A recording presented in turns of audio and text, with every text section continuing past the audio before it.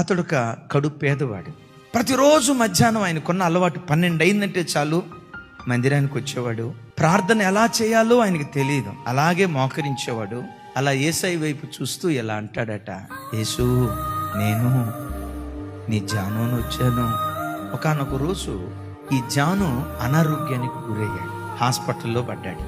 నేను పలకరించడానికి ఎవరూ రావట్లేదు కదయ్యా, అయినా నువ్వు ఇంత సంతోషంగా ఉన్నావేంటి? నీ సంతోషానికి కారణం ఏంటి అంటే, ప్రతిరోజు మధ్యాహ్నం నేను ఆరాధించే దేవుడు 12 గంటలకల్లా నా పడక దగ్గరకు వచ్చి, జాను నేను నీ యేసునిచ్చాను, జాను నేను నీ యేసునిచ్చా. రోజు మధ్యాహ్నం 12 గంటలకల్లా వచ్చి, ఇప్పుడు నా దగ్గరికి రాలేకపోయావు కదా, నేనే వెతుక్కుంటూ నీ దగ్గరికి వచ్చానని ప్రతిరోజు మధ్యాహ్నం 12 గంటలకల్లా నా ప్రభు నా దగ్గరకు వస్తాడు. ఎవరున్నా లేకపోయినా ఆయన ఒక్కడుంటే ప్రపంచాన్ని జయించిన విజేతలుగా మనం మిగిలిపోతాం.